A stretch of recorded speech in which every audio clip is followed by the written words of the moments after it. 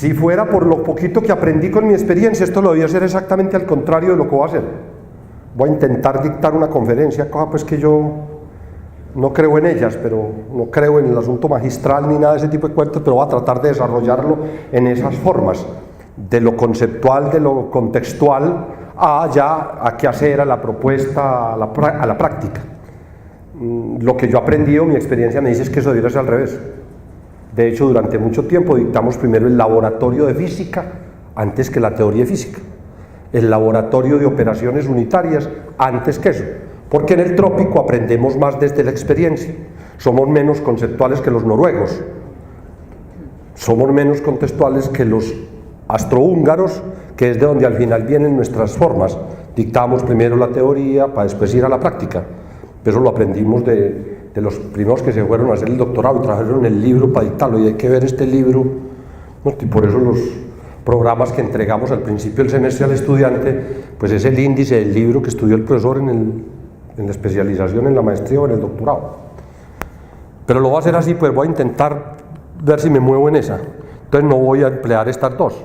Le voy a hablar, para no perder mucha eficiencia, a las personas en su aula.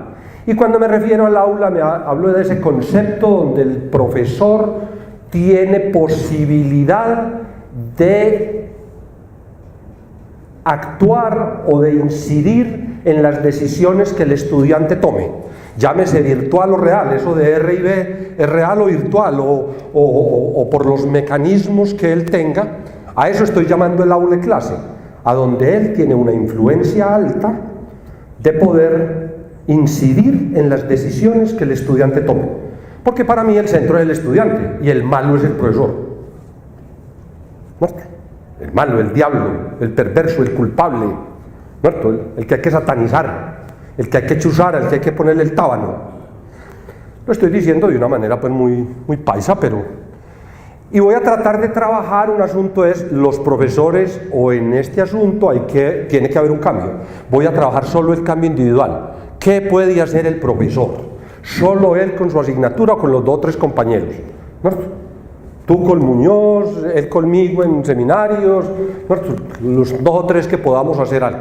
Porque aquí hay una representación del querer didáctico y pedagógico de la universidad. No me extraña que aquí no haya INO 15, me parece que hay como muchos ya. Lo máximo que yo llegué a tener del 89 al 2009 fueron 38. Esa vez un vicerrector aquí los definió como los corazones valientes, y llegamos a ver 38, pero hubo épocas estériles de que éramos solo 3. Y no más, César Chávez, Jorge García y Gabriel Uribe. Y pare contar. Pero bueno, le voy a hablar solo a los profesores. Segundo, hablamos mucho de pedagógico, y en mi propuesta final dice, cuando hagamos preguntas sobre este asunto de cómo mediar, cómo liderar, cómo gestionar, pongámosle nombres distintos, con los estudiantes el conocimiento para el aprendizaje, pues hay un cuerpo axiológico, hay un cuerpo de conocimientos que se dedica a eso que es la pedagogía, el objeto del conocimiento de la pedagogía. Entonces arrimémonos a él. Yo, después de ver muchos modelos y de estudiarme muchos, me encanta este de mi profesora Elvia María González, colombiana de allí en la Universidad de Antioquia, que hizo doctorado y postdoctorados en Cuba, que modificó algunas estructuras en la Universidad de Antioquia, que trabaja con nosotros los mestizos de aquí, que ha trabajado mucho, es la que montó el primer doctorado en pedagogía. Tuvo que salir de la Antioquia para ir a montarlo a Medellín. Lo tiene en la Medellín. Ese construido por ella en sus estudios durante muchos años, pues el que a mí me gusta. Que al final, ¿qué saco para hoy? Y me perdona, doctor de arquitectura, hoy me voy a centrar en el asunto de que la formación tiene 3 elementos básicos. Uno educativo, social, puramente pues de los valores, de que debemos formar a personas autónomas, personas demócratas, personas solidarias, ¿no? Que es una orden que nos da la sociedad. Aquí están pues nuestros contenidos, que les debemos enseñar conceptos, leyes, pues hay que enseñarles una serie de cosas. Esa gente para eso se matriculan en construcción, en derecho o en ingeniería química. Y aquí está pues el famoso cuento desarrollador o de competencias, ¿cierto? Que son como los 3 elementos básicos por este lado en el que me voy a dedicar hoy. el asunto de la creación más que de la innovación, ese no va a ser hoy, y usted me excusa. Ahora, ¿cómo estamos? Entonces, aquí vengo yo en una contextualización. Yo lo que supongo es que en esos tres elementos básicos de la formación estamos mal, y que tenemos que hacer cosas, o que hay muchas cosas que no están bien, que podrían estar mejor, digámoslo de la manera como queramos. En lo instruccional, en los contenidos, estamos muy bien. Las universidades se montaron desde el siglo XII para contenidos. Todo lo que hemos hecho es sobre contenidos. Usted coge un programa, todo lo que hay escrito, los formatos de la universidad están para los contenidos que hay que ver, cuáles son los temas, cuáles son los capítulos, con qué bibliografía. Sobre eso estaba montada la universidad. En este cuento de lo educativo, pues cada vez decimos que estamos como regularcito, de la mitad para abajo. ¿Cierto? Formamos, por acción de ejemplo, corruptos. Muchacho no se matricula en el tiempo que es y le decimos por dónde se escapa para que se matricule. Y el muchacho llega y dice, mata al abuelito 2 veces, ¿cierto? Y 2 veces le cambiamos las reglas del juego. Las reglas del juego que le entregamos el primer día de clase, el profesor se las modifica y enseguida dice que es que él es muy flexible. Y confunde la flexibilidad, la capacidad que un estudiante tiene para escoger caminos, con enseñarle corrupción. Y después preguntamos que por qué este país es corrupto. Es que enseñamos corrupción desde kinder, y en esta universidad sí que enseñamos. Aquí hay un escrito de un director de bienestar, Jorge Ceballos, hoy creo que está de asesor, sobre todos los elementos de corrupción que enseñamos en la universidad, porque le enseñamos, como dice Antanas, el atajo. No, tranquilo, haga por aquí. Y el atajo es que ni siquiera nuestros derechos como estudiante universitario los exigimos. Entonces no le exigimos a un profesor que haga un examen supletorio, porque yo estoy enfermo o estoy enferma. No, porque es que el profesor enseguida utiliza el método que él sabe. El examen supletorio es 3 veces de más nivel de dificultad, porque él nunca lo entrega previamente los dos, el normal y el supletorio, sino que él el supletorio lo hace para que no lo gane nadie, para que nadie más le va a volver a pedir supletorio.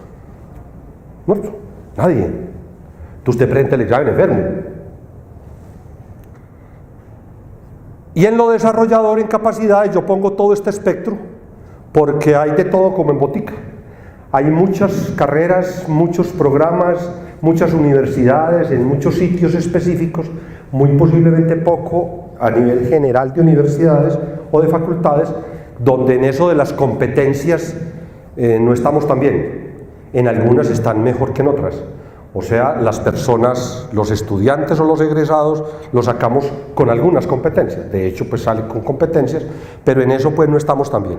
Y ahí están en rojo los problemas de los trabajos que yo he leído de esta universidad y de muchas otras universidades, aún en el mundo entero. Hay hasta un libro que es el benchmarking universitario en el mundo, de un comparativo nuestro de cómo se administra y cómo son los egresados nuestros. El libro Naranjao, eso fue durante un tiempo aquí muy famoso, hace por ahí unos 15 años, y muestra pues dónde están los problemas. Esos pues los quejamos todos y todos los dicen, los estudiantes salimos de aquí sin ser sistémicos, no manejamos los problemas complejos, no trabajamos la interdisciplinar, somos malos en gestión de proyectos, no hacemos buen nivel, no sabemos solucionar problemas, tenemos problemas, aquí voy a cambiar la palabra, problemas en la comunicación verbal, escrita y gráfica, no voy a decir simbólica, ¿cierto? Tenemos, o sea, ahí están los problemas. Estos rojos, los de competencias, aquí están los problemas de lo educativo. La gente es poco solidaria, no es tolerante, eso pues nos atraviesa en el carro y matamos 4. Bueno, ahí están pues los problemas. Y en azul yo tengo 2 problemas adicionales pues que salen en todos esos estudios, entonces los pongo ahí. Tenemos un problema con la segunda lengua y tenemos un problema de eficiencia universitaria. Aquí entran 100 y en ingeniería se gradúan 40. Una irresponsabilidad social de ineficiencia vista como ingeniería. ¿Cuánto vale un estudiante de la Nacional por semestre? Más o menos. ¿Cuánto? ¿Cuánto vale un estudiante de la Universidad Nacional por semestre? ¿Cuánto vale? O sea, vale entre 15 y 20 millones de pesos. Ve 4 materias. paga 5 millones de pesos por materia, 3 veces y media lo que paga en los Andes. Y el estudiante llega el primer día de clase y no le entregamos siquiera el programa. Le entregamos un listado de contenidos del que él va a ver. Le decimos, señor, entonces usted viene aquí, pagó 5 millones de pesos, porque usted va a estudiar. Profe, ¿y yo qué tengo que hacer? ¿Estudiar? ¿Qué? Este listado. Y le entregamos generalmente un listado de los temas que yo, profesor, voy a abordar en las... Voy a coger como ejemplo un curso de 4 créditos. 4 horas a la semana, 190, entonces le entregamos 4, eso da como 64 horas.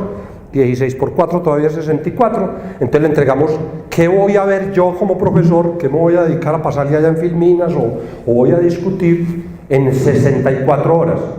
De las otras casi nadie le dice nada. A mí me da hasta risa, pues yo, como digo, yo tengo algunos programas en proyectos y me dicen que yo le debo entregar un plan al estudiante. Entonces cuando me dicen plan, yo me entiendo que le tengo que entregar una serie de actividades que él va a desarrollar descritas en el tiempo. Si le puedo decir cuáles son prerequisitos una y otra, pues se lo doy. Y si quiere se lo hago en Gano, se lo muestro en Perro, se lo muestro, no, pues yo veré cómo lo muestro. Pero al menos le doy actividades. Y yo todas las veces que miro programas que le entregan al estudiante, le entregan temas. El capítulo 1 en la primera clase, este tema en la segunda. No, el plan. Dígame usted, señor, yo le acabo de pagar, la sociedad pagó por mí la bicocaíta de 5 millones de pesos por esta materia. Dígame yo qué tengo que hacer en 192 horas que lo voy a dedicar a esto. Pues deme el plan. Más aún, en el reglamento de la universidad dice que usted me lo tiene que entregar. Y dígame cómo me va a evaluar y me dice cómo me va a calificar. Y dígame dónde están los referentes básicos de este cuento, cuáles son los métodos, las herramientas, porque se supone que yo soy un buen estudiante, ¿cierto? Que yo soy un buen estudiante, pero que yo no soy el estudiante que había cuando usted era profesor, Gabriel, usted tan viejito, que lo único que yo sabía era más o menos leer, porque desde segundo de bachillerato, desde séptimo, me habían hecho leer un libro para analizarlo, ¿no? La rebelión de las ratas, el Quijote de la Mancha, ¿no? Los mismos que no. Entonces nos tocaba hacerlo y nos tocaba hacerlo bien, ¿no? Todavía que se lo en triplicado, en máquina de escribir, con papel carbón, ahora pero la diferencia era que allá el profesor leía el trabajo, no esperaba hasta que fuera a llegar el fin del semestre para hacerle chulitos a 15 hojas, ponerle 4,7 sin ninguna otra explicación, y cuando el estudiante pregunta ¿por qué 4,7, profe?, él no sabe decirle por qué. No se lo entrega como dice la norma en los siguientes 5 o 10 días, sino que en esta época se lo está entregando. Y el muchacho no tuvo retroalimentación o evaluación ninguna. Ese muchacho ya no es ese es un muchacho que es discente. Como decía ayer uno de los expositores, él, si usted le da oportunidades, él aprende. Él es capaz de aprender por sí solo, es un educando. Pero necesita métodos y herramientas.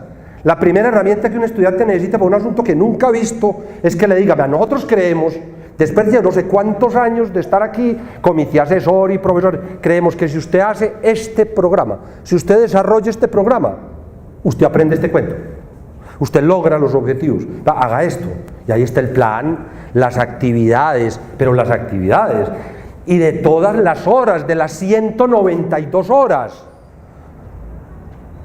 Hago esto con énfasis porque para lo que yo quiero decir aquí, cuando yo hice eso, de empezar a hablar de planear los créditos del estudiante y no solo las 64 horas que yo dictaba, yo empecé a ver un panorama tan bueno y ya sabía por qué no me alcanzaba el tiempo.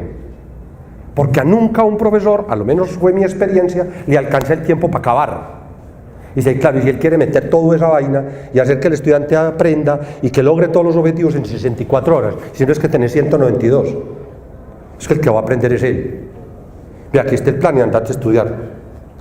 Y cuando empecé a hacer eso, empecé a darme cuenta que es que de 192, 64 es lo más chiquito. Y que el resto es más bastante. Y que en ese más bastante ese estudiante que ya es un educando, que ya es capaz de aprender por sí solo, Y hicimos experiencias en Derecho en la Universidad de Antioquia, en computadores, en proyectos y en termodinámica, en ciencia básica relativamente dura. El estudiante es capaz de aprender. Entonces yo llegué a la conclusión, y es hoy como el primer mensaje que yo suelto. Yo aprendí que es que en las 64 horas presenciales, reales o virtuales, cuando el Señor está en relación conmigo, yo de todo le hago menos meterle contenidos. Yo ahí evalúo si él ya estudió el contenido. Yo ahí le hago el examen todos los días, desde que entra a las 6 de la mañana hasta las 10, para hablar de la última materia que dicté, o de 8 a 10 en la otra que dicté 2 días a la semana. Yo no hago sino evaluarlo y darle liderazgo, darle seguimiento, chequear cómo está, dónde está su problema, pero me dediqué a evaluar. Entonces empezaron a ocurrir cosas en mí, ¿cierto? Empezaron a pasar problemas de todos los habidos y por haber. Entonces, ¿qué hicimos? Mis compañeros muy estudiosos, mucho más investigadores que yo, empezaron a responder a los problemas no desde la intuición ni desde lo que creíamos, sino, estamos en el recinto universitario estudiando. Nos fuimos al discurso pedagógico para contestarnos los problemas. ¿Qué hacer cuando? ¿Qué hacer cuando yo quiero evaluar a un estudiante que le dije ayer, yo mañana le hago una evaluación, voy a decirlo como lo decíamos, mañana hay examen de ese tema. Profe, ¿y cuándo lo va a dictar? Nunca. Usted se lo estudia en las 4 horas que tiene, de hoy jueves al próximo martes. Ahora no se lo van a dar el martes para el jueves. 5.800 hojas, una persona lee. ¿Cuántas palabras por minuto lee una persona?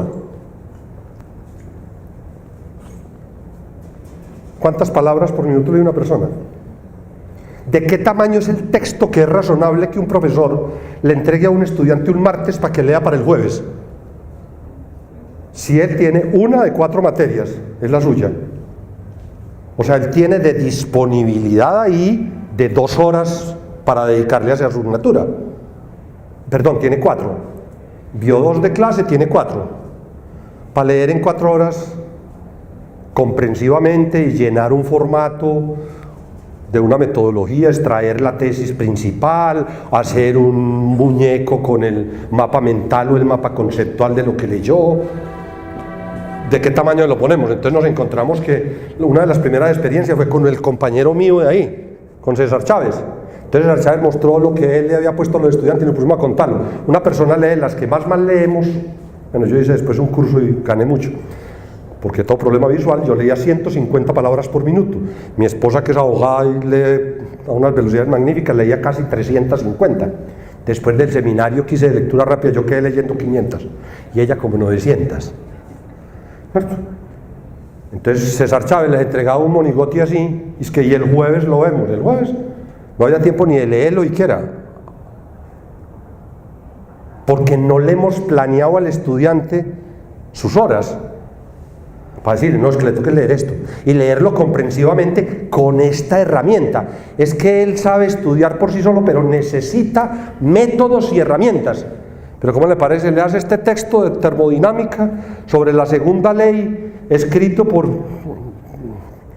Einstein, le hace el último capítulo de Einstein. Dice, bueno, sí, yo me lo leo, y llega uno, no, y fuera de eso llega uno a la clase y pregunta, ¿alguien tiene alguna duda? Que si alguien tiene alguna duda de la teoría de relatividad de Einstein, que le acabo de mandar a leer. Claro, ¿qué dicen todos los estudiantes? O echamos un rollo y enseguida les preguntamos, ¿entendieron? ¿Y usted qué dice? Sí, señor, aquí veo un profesor de semiótica, Jairo Montoya, que me traducía esa pregunta. El profesor lo que está preguntando es, ¿quién de ustedes es capaz de decir que yo, que soy el sabio y saber de todo, expliqué tan mal y que usted es tan bruto que no entendió? No, nadie contesta que sí, que no entendió, pues ¿quién va a contestar? Todo el mundo contesta, sí, señor, ¿cómo no entendimos todo?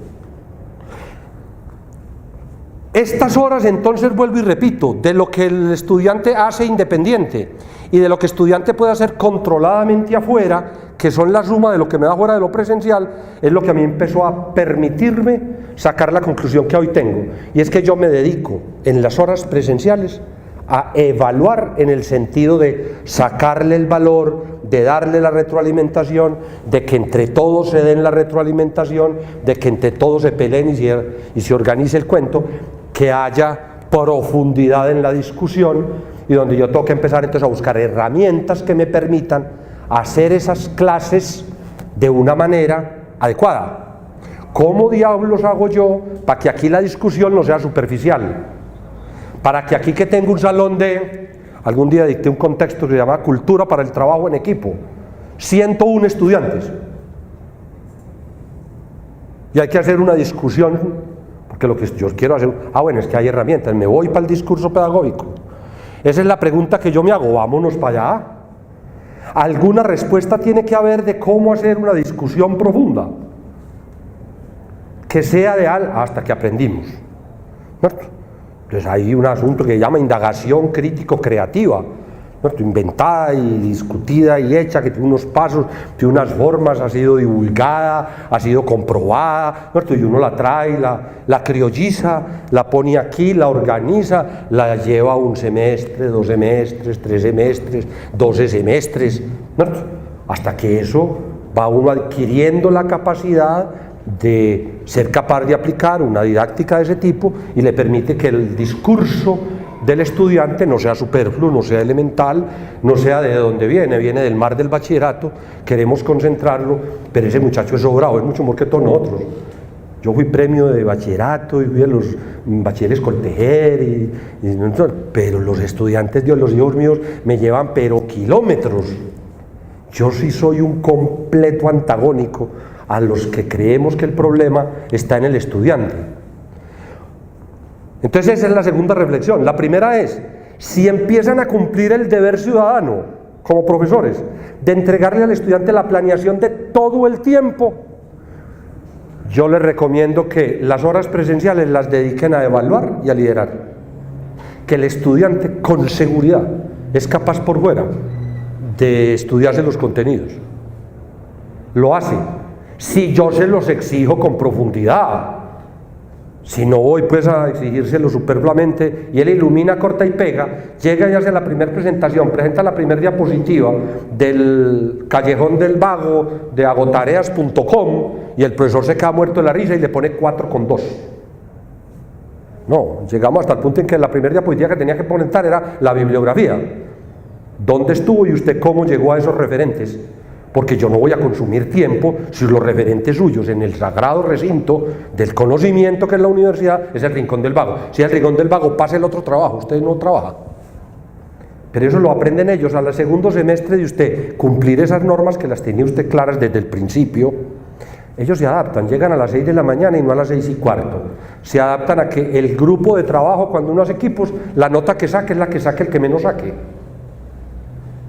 Entonces el estudiante bueno le toca enseñarle a los malos y los pilosos tienen que empezar a mover al otro, no hacerle la tarea, a nivelar al otro, porque es que el grupo saca lo que saque el que menos saque. Pero sepa que en la mitad del semestre cambio los equipos. ¿Y cómo así? Sí, los buenos de todos los equipos los voy a sacar y van a un grupo de los buenos y todos los grupos los voy a dejar sin buenos. No, profe, no, sí, es que eso es lo que pasa en la vida real. El día que necesitan un gerente en una empresa van y sacan el bueno de aquella sucursal y se los llevan para jefe, ¿o no? Y entonces les dicen a los de ese grupo, los de esa oficina, entonces a partir de hoy los resultados de ustedes podrán ser mediocres, porque nos les llevamos el bueno. No, se fue el profesor para sabático, entonces dejamos de dictar 8 materias porque se fue el profesor para sabático. ¿O hay que seguir dictando todas las materias? Todas hay que dictarlas. Esas reglas del juego que hay que entregarlas, vuelvo y repito, esa planeación para mí es un presupuesto. Pero me he encontrado un problema, y es que cuando empezamos a hablar con los profesores sobre este asunto de mejorar y de cambiar, siempre aparecen asuntos de culpabilidad. Siempre aparece como en dónde echar la energía. En vez de echar la energía para qué hacemos, qué contesta el discurso pedagógico para hacer, cómo organizamos esto para que nos funcione. El asunto es, no, es que los grupos son muy grandes, es que dictarle clase a 100 eso es muy berraco. ¿Quién hace 3 parciales a 100 estudiantes? ¿Alguno de aquí le toca hacer 100 parciales para 100 estudiantes? 3 parciales. Y eso es muy fácil de hacer, hombre. Muy fácil de hacer. Más aún, se consume uno menos tiempo que hacer 3 parciales para un grupo de 20 estudiantes con las metodologías viejas. Si usted utiliza una metodología antigua, de traer aquí, filar 20 muchachos, entregarles el parcial y esperar 2 horas a que se lo entreguen, y usted irse para la casa a calificarlos, y traerlos y entregárselos a los muchachos, se gasta mucho más tiempo que hacerle una evaluación. Como hay nuevos modelos pedagógicos, hacérselo a 100. Se gasta menos tiempo usted como profesor. Con una ventaja, el estudiante aprende más. El estudiante aprende más. Si lo uso como un método de evaluación, para que ellos se retroalimenten y aprenden. Ahora vemos cómo. Pero no, ahí paramos. Es que el grupo es grande, entonces ya no vemos nada. Es que la universidad, es que a mí no me capacitan. El que más he oído es el que sigue. Es que los estudiantes. Yo recuerdo hace ya como 10 años me eché un discurso para los docentes de bachillerato, con aquella prepotencia que tiene la universidad, que es que nos falta mucho por hacer con los profesores de bachillerato y de primaria, nosotros los de aquí de la universidad. Me mandaron pues a que me echara un discurso para con unos trabajos que habíamos hecho en Bienestar, cuando trabajé en Bienestar, entonces me fui para Adidas a echar un discurso y el nombre es La única culpable, el útero de mi madre. Yo hablo con los profesores de doctorado y el problema está en esos profesores que les enseñan la modelación al final de su carrera entre el 9º y el 10º semestre. Pero es que claro que eso le enseñan muy mal, porque los profesores de matemáticas de los primeros semestres son muy malos. Y esos son muy malos porque es que lo que nos está llegando de bachillerato es horrible. La educación de este país está llevada. No, entonces se va uno para bachillerato y ya, pero es que usted no ve pues que esos psicólogos que les dictan a los muchachos en Cleveland les generan unos preconceptos, se tiran en el pensamiento lógico-matemático de las personas. He aquí los 22 problemas con los que nos llegan a 11. Y entonces yo voy y le pregunto al psicólogo y me dice, no, es que con esos papás que tenemos hoy, que no tienen en cuenta a los hijos, trabajan los dos, se van para la calle, los muchachos son hijos de muchachas del servicio. Entonces que el útero de mi padre, de mi madre, el espermatozoide de mi padre, ¿dónde está pues el que va a hacer alguna cosa? Porque si sigo para abajo, llego al útero de mi madre, ¿no? Pues, o sea, hagamos alguna cosa. O sea, esas son las variables del sistema, las normas que existen. Yo tuve que cambiar 4 o 5 veces la nota de un examen oral y llamar al estudiante y decirle cuando se iba a caer al consejo, porque es que la norma decía, la norma de 1977 decía que para hacer un examen oral se necesitaba nombrar 2 jurados. Esos 2 jurados debían tener una nota donde no hubiese una diferencia mayor de media nota. ¿No me le parece? Yo hacía pruebas orales todos los días, ¿o no? Y eso estaba en contra del reglamento estudiantil. Cuando un estudiante se quejaba, ¿yo qué hacía? Pues cámbiale la nota, hermano, entonces venga, vuelva a presentar el examen, hágalo pues escrito, hasta que la norma la cambiaron. Pero yo no puedo por una norma, por un grupo, por la capacitación que me dé por los estudiantes que existen, no darle la vuelta a este cuento de actuar, de buscar qué hacer, de replanear. Nosotros estamos metidos en organizaciones que trabajan en este círculo. No se certifican pues, no trabajamos que en calidad, que en el mejoramiento. Hagámoslo. Yo pues sigo estando seguro de que esto ocurre. Ahora le decía algo, yo no uso casi porcentajes, ahí están todos. Los docentes no somos profesores, hay que ir a estudiar ese cuento. Me he encontrado con este otro problema de contexto, y es que los profesores, cuando uno les plantea hacer cosas, en general en el fondo no creen que haya problema. Y los problemas que uno le plantea no están en ellos, están por allá. Oye, hay mucho ingeniero corrupto en este país, educado en esta universidad. ¿Por qué es? Dice, por todo menos por la universidad. ¿Qué tiene que ver tu salón de clase? Nada. Claro, quien no cree que hay problema, ¿para qué le planteo soluciones? El que no cree que hay problema, no está de acuerdo que hay problema. Ahora, y si fuera de eso, le planteo una alternativa, en que no está de acuerdo, ¿cómo le digo? Yo le digo, hermano, entonces, el problema es este, los estudiantes nos están quedando así. ¿Usted por qué no cambia, que es la propuesta que yo estoy haciendo, lo que usted hace en términos de planee todo el tiempo el estudiante y dedíquele lo presencial a evaluar y a liderar y deje los contenidos más afuera? Dice que va a creer él en eso. Si él no cree ni en la solución, ni cree en problema, entonces no cambiará, él seguirá igualito. Que obviamente es más fácil, ¿no? Bueno, este es como el contexto en el que yo me he encontrado. Vuelvo y repito, el quehacer entonces está en esos 2 o 3 detalles, y yo creo que esto de las tendencias que yo he ido encontrando ahí con un cuento prospectivo que yo trabajo, es que en términos generales, si la universidad va de docencia e investigación, de presencialidad dedicada a contenidos a evaluación, va trabajando de la planeación dedicada a la presencialidad, a los créditos, de centro en el docente a centro del estudiante, en términos de lo que llevamos al salón de clase, la pedagogía va caminando del conductismo hacia el cognoscitivismo, o sea, hacia actividades puramente metodologías que llamamos activas. Yo las centro las mías mucho en lo que se denomina en pedagogía pues el constructivismo, en lo que ustedes han oído en estos 2 días a la lata, ¿no? Que basadas en proyectos, que basadas en problemas, la indagación crítica creativa, que el sistema de casos, que las simulaciones, que por oportunidades, que formación basada en la autonomía, que con flexibilidad, eso lo han oído. Entonces yo simplemente me voy a dedicar en estos últimos 2 pedacitos a hablar de estos 2 métodos. Voy a hablar de uno básicamente, voy a hablar de este. Al final puse examen, yo no lo empleaba para examen, la nota yo la sacaba de muchos instrumentos.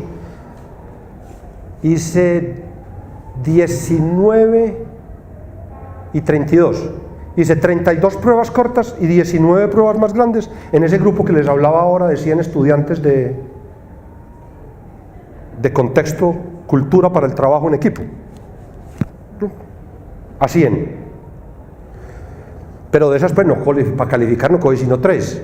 Una de ellas la hice con ese sistema, un sistema de evaluación en circuito. ¿Cómo hacer un examen parcial bien bueno para 100 estudiantes? Acuérdense en que yo durante las clases no dicto contenidos, entonces tengo todo el tiempo el mundo.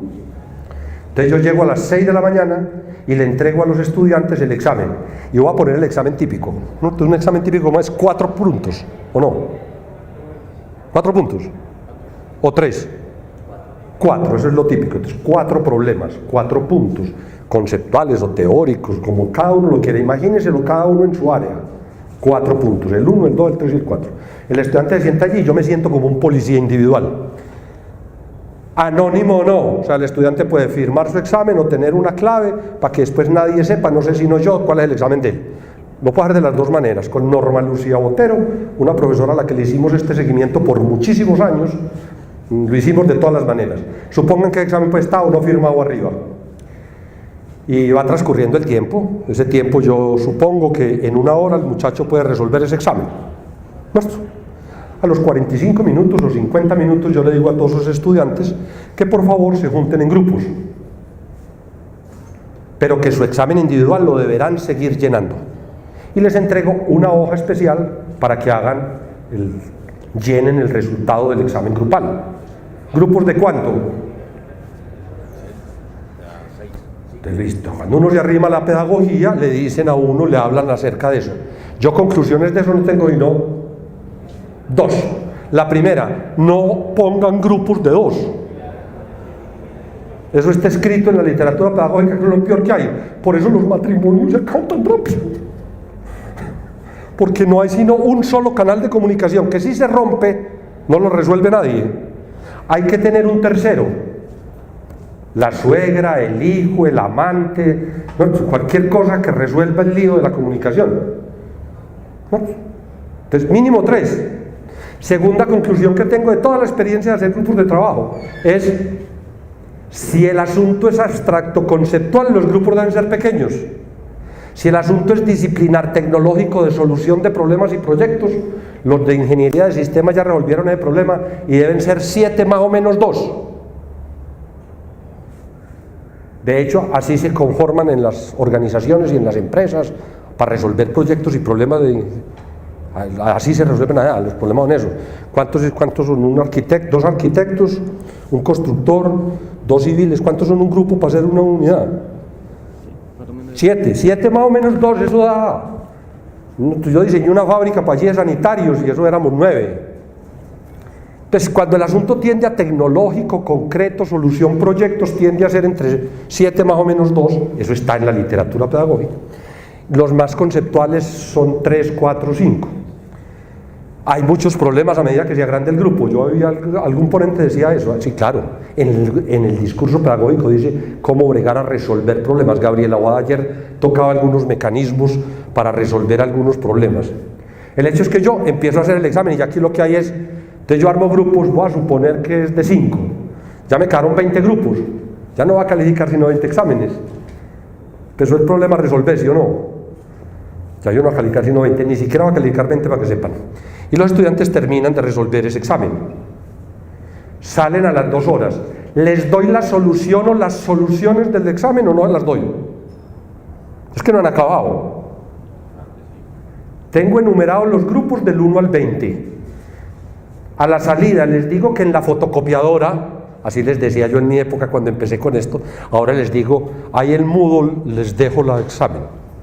Y generalmente me doy al reto de entregarles al menos 2 soluciones por punto. Eso es lo que dicen vacaciones, para eso no me dan pues 2 semanas de vacaciones para planear. Tengo que sacar examen a la lata y pruebas a la lata.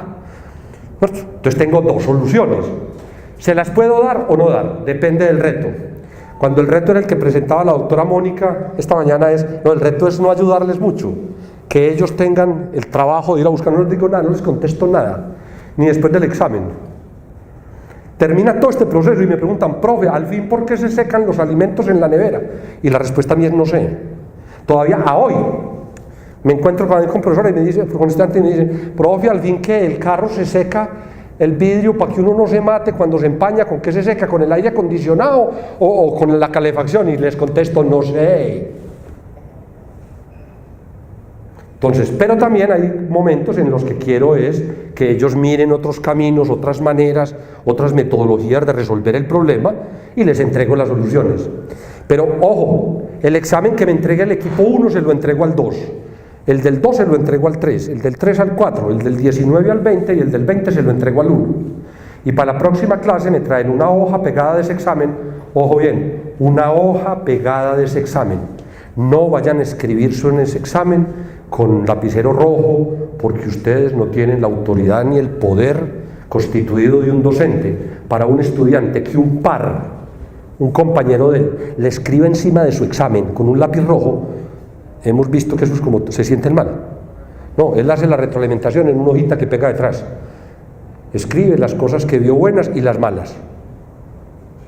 ¿Cierto? Y debajo pone una nota. Si según eso nosotros creemos que debe sacar 2,1 y llega a la otra clase. Si llegan los estudiantes, se sientan en sus grupos y devuelvo los exámenes. El del 20 lo entrego al 19, o sea, se lo devuelvo a sus grupos. ¿Cierto? Ellos vuelvan a resolver el examen y me hacen el favor y se ponen una nota y me devuelven los exámenes. ¿Qué nota pongo? Si ese examen, si ese instrumento lo escojo para calificar y quiero que me sirva de calificación, pongo la nota. Me llevo los 20 exámenes, me llevo los 100 exámenes, pongo lo que ellos me dijeron, califico yo, ¿qué hago? Lo que ellos dijeron. Nos dimos a la tarea Norma Lucía Botero y yo a calificar los 100 y a calificar los 20, por ahí 6 semestres, para demostrar que los estudiantes en general no se salían de la nota nuestra en mayor cosa. Vea, de este tamaño. Si yo le ponía 3,1, los estudiantes se habían puesto entre 2,8 y 3,3. Si yo les ponía 4, se había sido entre 3,8 y 4,1. ¿Dónde aprenden más? Cuando yo me llevé los 100, los califiqué el fin de semana y se los devolví con o sin tachón alguno, o llenos de tachones y retroalimentaciones. Se los devolví a los 5 días bien, o se los devolví 3 meses después. Si él tuvo que hacer todas esas retroalimentaciones, si él tuvo que leer lo que dijo los 4 compañeros, si tuvo que leer, revolver a hacer el examen de él para poder haber la retroalimentación, Esta mañana, ¿quién era que le hacían la pregunta de 0 a 100 califique, de 0 a 100 si aprendieron más? Me provocaba contar esta experiencia porque, fuiste tú la de la pregunta. Bueno, entonces le digo, a mí me aprendían los estudiantes, cuando yo era que un sobrado de profesor, porque yo tengo una voz fuerte, entonces yo dictaba clase, manos, tú hacía 4 exámenes, 20% yo me los llevaba para la casa, los calificaba, y me perdía el 68% de la gente. Mecánica de fluidos para ingenieros. ¿A usted le tocó, doctor, la mía? En la época en que yo dictaba aquí, magistral, parado, perdió el 68% de la gente. 3 capítulos de fenómenos de transporte y 9 capítulos de fenómenos de fluidos, y perdió el 68%. Y yo era un profesor, vea, eso que salía en las evaluaciones, no, pues de 0 a 100, 98. Cuando empecé a hacer todo esto, la 98 bajó como a 90. Porque aclara las dudas de que cuando le preguntan, no. Y si va y me daba que medio que sí, me enojaba conmigo. Ahí mismo le decía a mi compañero, que es una técnica que usamos mucho y que yo se la recomiendo, vuelvas en amigos, tengan un compañero amigo, tan amigo que se consuma el tiempo, que invierte el tiempo de ir a su clase, y vayan ustedes a la de él, para que se retroalimenten, para que tomen tinto hablando de lo que el otro hace en clase. Yo voy a la clase de él y después tomo tinto y le digo, negro, la embarraste, hasta detalles como que Gabriel Uribe por todo decía no, hasta que Jorge García me quitó el vicio. Hoy no dijiste y no 25 veces no en una hora. Hoy te rascaste la cabeza 37 veces. Pues yo creo que ya no me la rasco y no hay 4 o 5. Y creo que no, si deje de decirlo. La muletilla de no deje de decirlo. Pero no solamente para eso, sino para muchas cosas, tener ahí el profesor que le ayude a uno es bastante bueno. Lo que quería era decir, si a mí me preguntas eso, digo yo, en esa época el aprendizaje de esos muchachos era muy bueno. De 0 a 100, voy a suponer, ganaba, para sentirme bien, 60. Con el nuevo, el 98. Ahora, ese 0 a 100 es absolutamente relativo, debiera ser de 0 a 1000, y apenas voy en 100. Pero subí de 60 a 100, no me falté no de 100 a 1000, si el absoluto está allá. Pero es impresionante aún el amor, las ganas, lo que se les pierde el cuento de que los están calificando. No se les pierde a ellos se les olvida y se cuenta la nota. Si a uno no mete así el 35 y después el 65, 70. 65 todavía. Si uno no mete esas notas, más aún ellos las saben. Permanentemente ellos saben eso.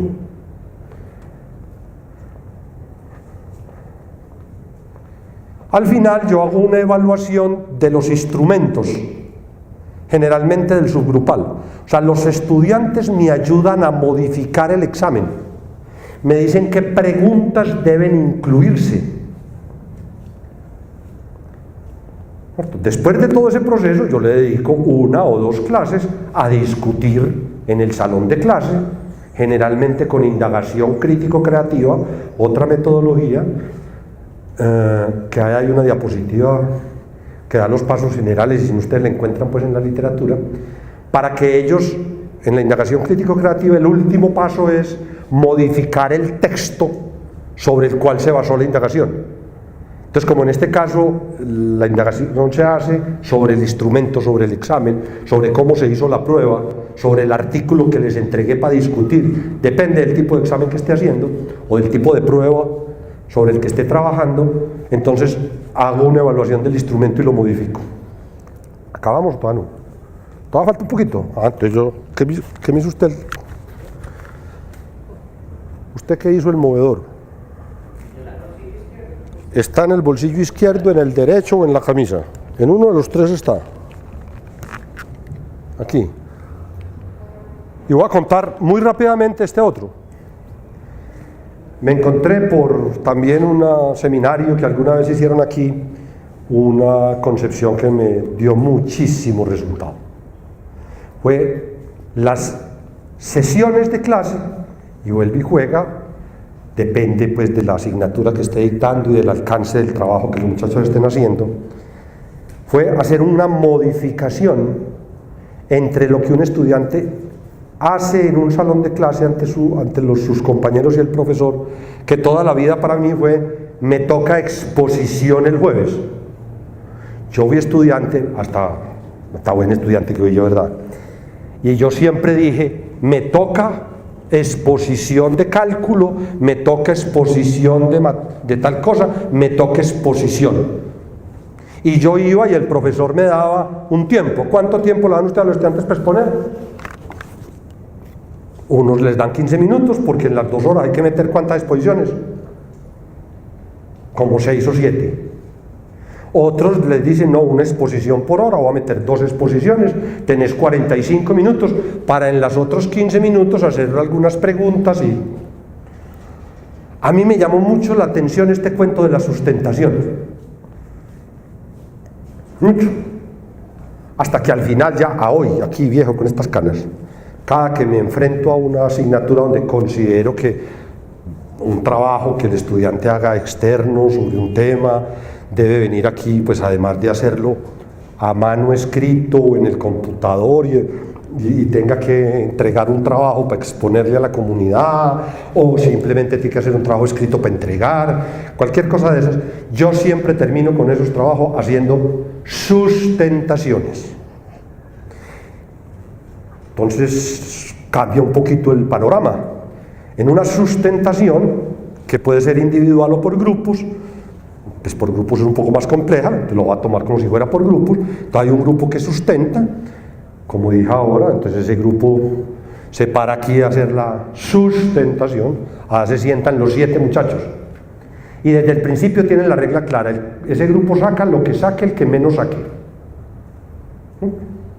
Y hubo pues grupos donde ahí estaba el genio, ¿no? Y terminó pues sacando uno en el trabajo, porque hubo 2 ahí que chumblón.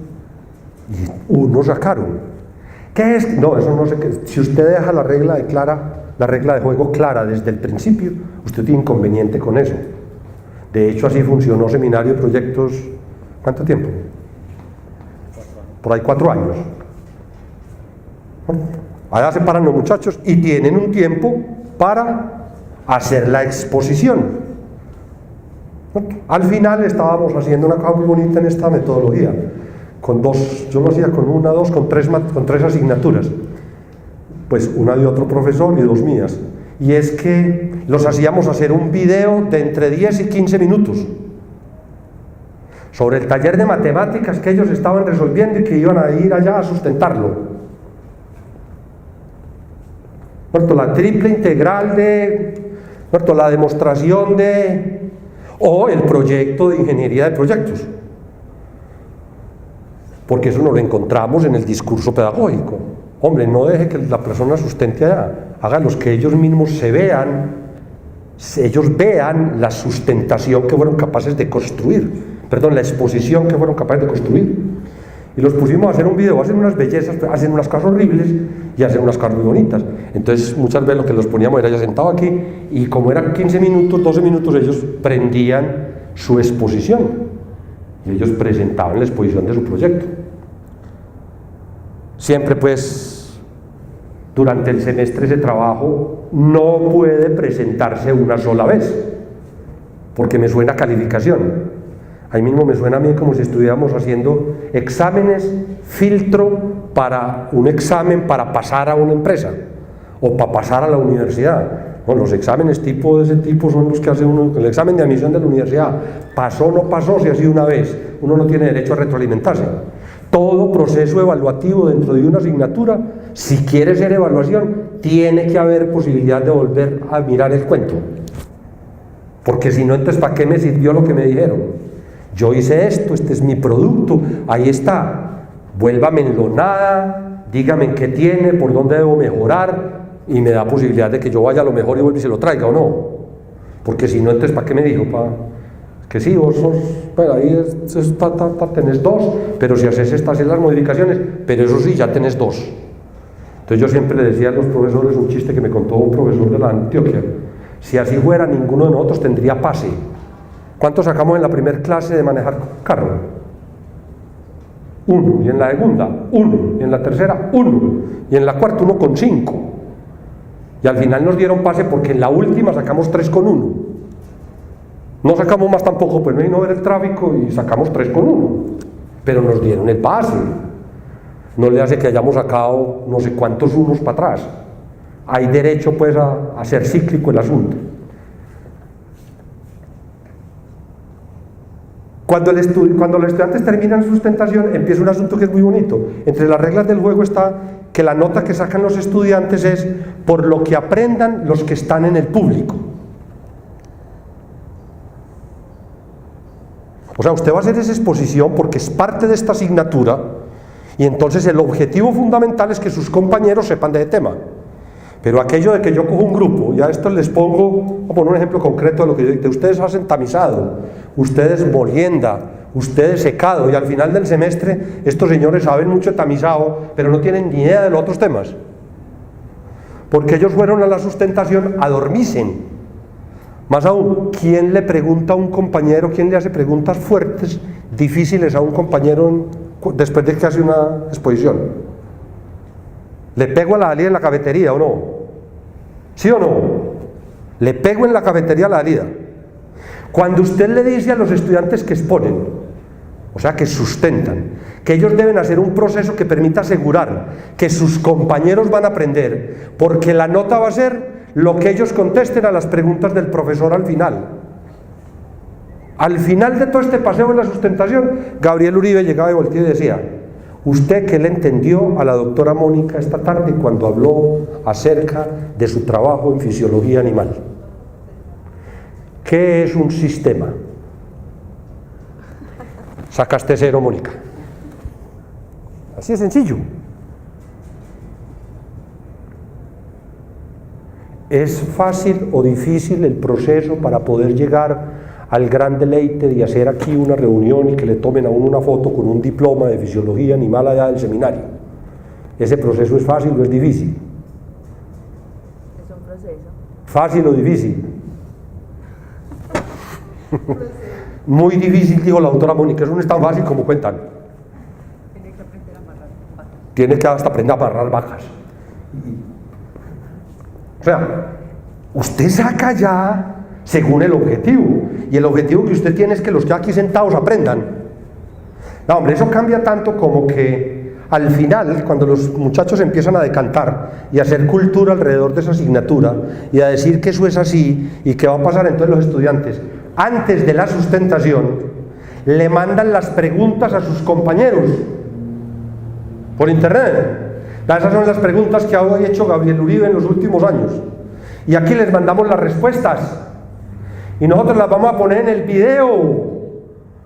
Cuando en el video aparezca la letra roja, ese caso me pasó, una letra A roja a la derecha, eso es muy importante, muchachos, no nos vayan a hacer poner una mala nota.